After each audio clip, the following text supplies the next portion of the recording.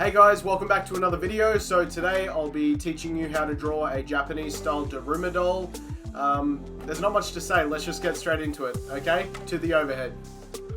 Okay guys, so as I said, we're doing a Daruma doll and we're going to be using Fabriano hot press watercolor paper as usual, and I'm also starting out with a mechanical pencil. As always, you can use whatever drawing materials you have. If you have just a standard sheet of paper and a lead pencil, that'll be perfect to follow along. Alright, so we're going to start off by drawing a large circle. This will be the body of our Daruma.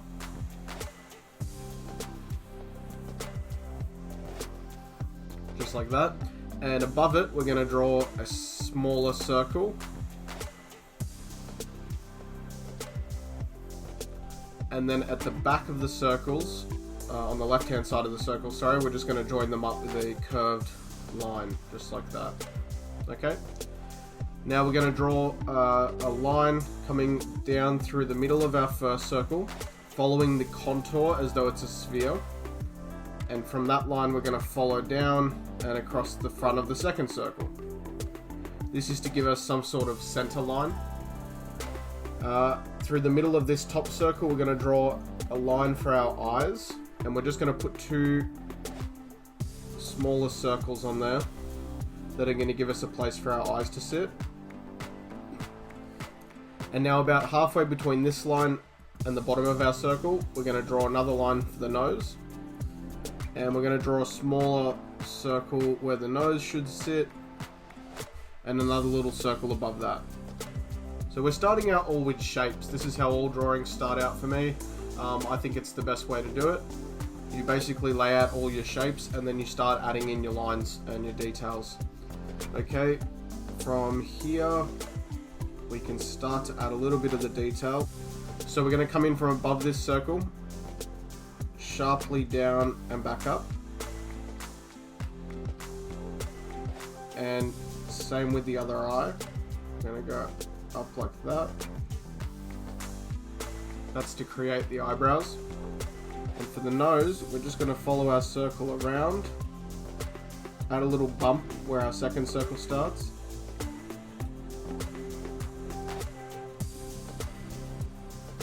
We're going to do a little loop at the end of the nose there, and add a curve to give us a nostril. And on the other side, we're just going to add a little sort of curve or semicircle to give us the other nostril. Okay, I'm going to add a little curve here to add some detail to the space in between the eyes. And you want to block in some eyebrows here as well, so I would just block in the general shape of some eyebrows. I start a bit thicker at the end here and taper them down towards the nose area.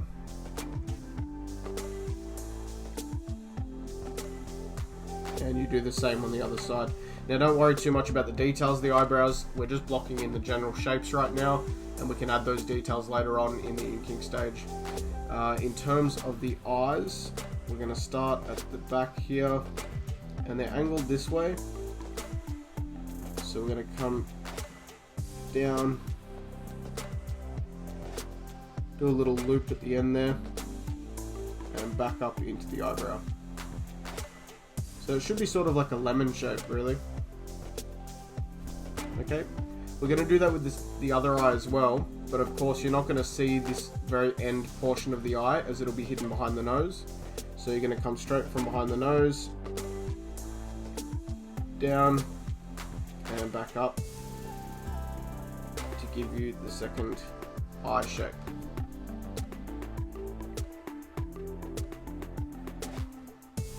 Okay. And for the pupils, you can add just a simple dot, or what I like to do is do a really large circle for the iris, and then in the middle of that you can do your pupil.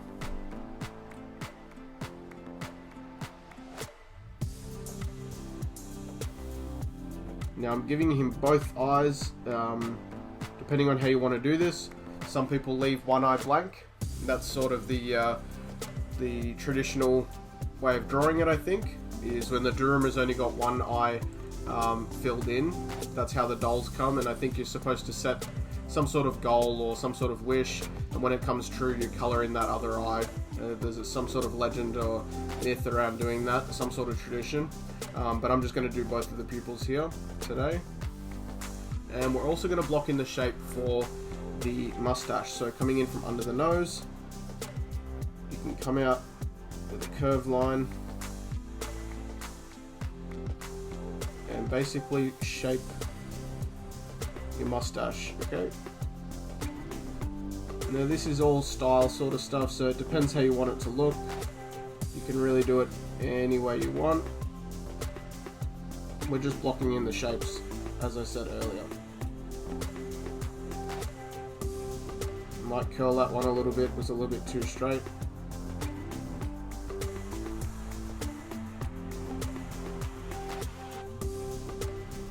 But there we go, we just block in a little mustache for this Daruma, okay? Now to draw in the hood shape, we're going to start about where the mouth should be and draw sort of half an oval shape that flicks out on the ends. And this will be the first fold in our fabric. From the left side here, you're going to draw some small curved lines that indicate the folds in the fabric. You can add a little loop to the end of some of them. These are supposed to be like little folds in the fabric. And this is like the little cloak that he's wearing. Okay, and we'll do the same thing on the other side. Might just give him one big fold there. Now, coming up from here, I'll add a little fold in the fabric. So we're going to bring that top line really far out. And then you're going to do a big squiggle down like this. Okay. Coming up from the other side, we're going to do the same thing. We're going to do a squiggle. And that squiggle can come up. And you want it to join back into this one here. Okay. And this can be quite random. You just want to play around with it, get a bit of a flow and a bit of a shape to it. Now I've just realized I've put these two lines too close together, so I just want to change the back of the head, make it a little bit wider.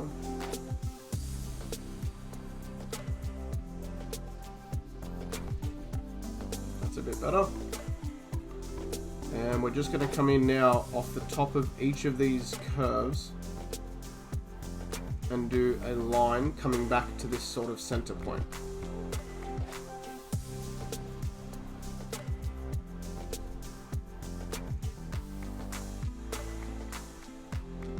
Now to give a little bit more shape to the face, we're going to come down from the top of the head into the eyebrow. Straight from the side of the eye here, we're going to come out and back in to give us a cheekbone. And then from under there, we'll just join it up to the body. I want to give this guy a little bit of hair, so what we're going to do for that is starting from the line where his face is, we're just going to draw some curved sort of S-shaped lines, all parallel to each other, coming out from behind. If you don't know how to draw cherry blossoms, I've done a video on it in the past. It'll be very similar, except these are even easier to draw. I'll put a link in the description down below.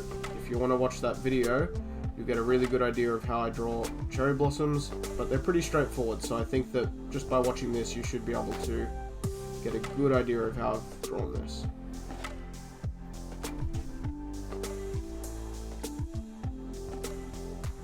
And off of this, we're also going to draw these little teardrop shapes.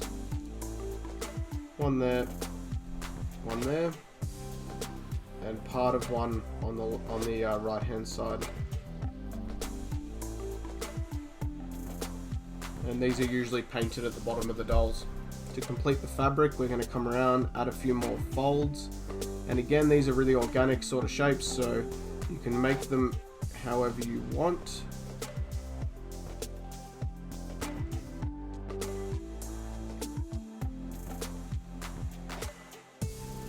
Okay, so now we have a really simple sketch of a Daruma doll, and we're going to go in and ink and color this. So to ink it, we are using 3 different size pens. We'll be using a 0.8, a 0.5, and a 0.3. These are Artline drawing system, felt tip markers. But you can basically use whatever you've got to line this. I use Copic multi-liners in a lot of my videos and in a lot of my artwork. So you can use Copic multi-liners, or you could use, what are they called? Micron pigment markers, or there's all sorts of names for them, and there's a lot of different brands out there. Just find what works best for you. I like to use these Artline ones. They're the ones I'm working with at the moment. So like I said, just see what works for you. We're starting off with the 0.5. You guys already know how I do my line work if you've been here long enough, so I'm going to let this play out. We're going to time lapse through the line work, and then we'll get on to coloring. Alright, see you in a bit.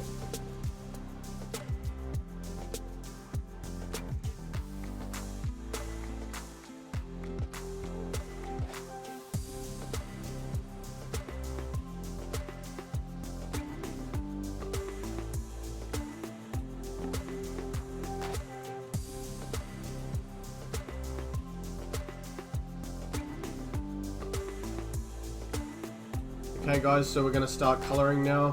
I'm using an Ecoline 700 brush pen. This is black, and we're also using a watercolor brush as always to blend. Okay, so to start with, we're going to add a shadow to the back of the Daruma, but we're going to leave a really thin white line behind our shadow, and this will be a bit of reflected light coming from behind him. So starting off here, we can add in some of our black, and then we take our watercolor brush and blend it out.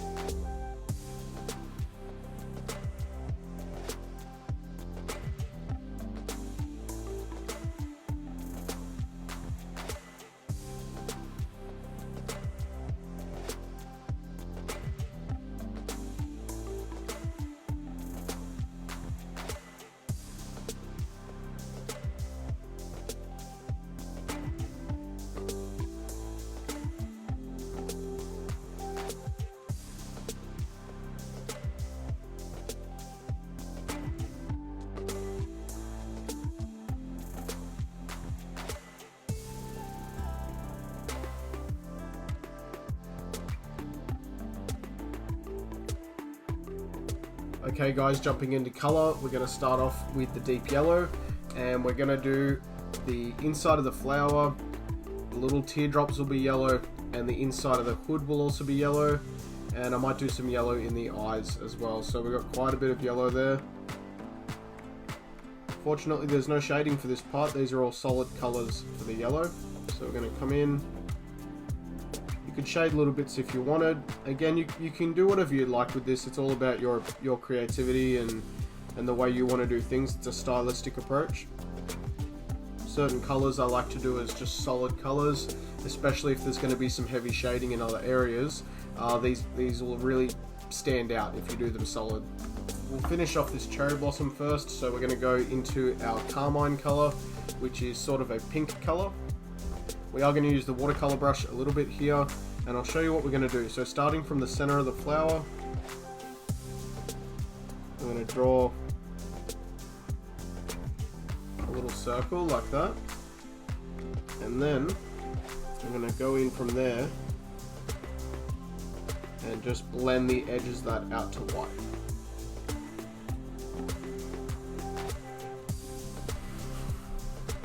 Alright. We'll use a green marker. This is a Winsor & Newton brush marker. These are alcohol markers. you can use whatever green you've got. This is just what I had laying around. And I'm just going to use that to colour the leaves in. That's that section done. And we're basically going to come in with our red or our scarlet now and colour in the rest of it. There's not much left to do.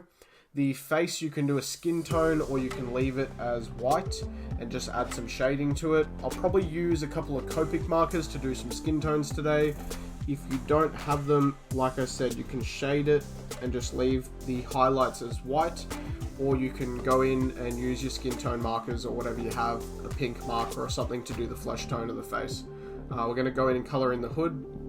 Pretty much just doing a solid red because we've already done all of the shading in black.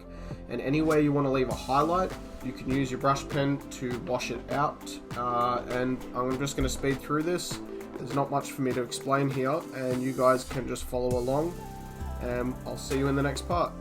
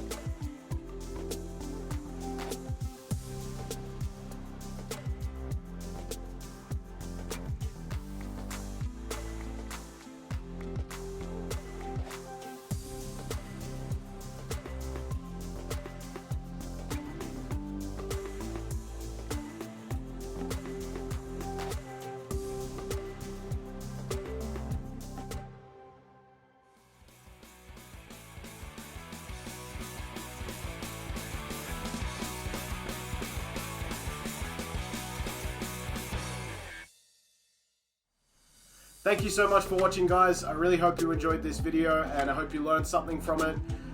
Please hit the like button and leave a comment down below letting me know what you'd like to see next. You can head over to my Facebook page @DaggettDesigns to see my online portfolio, any upcoming projects, and I post all my video updates on there as well.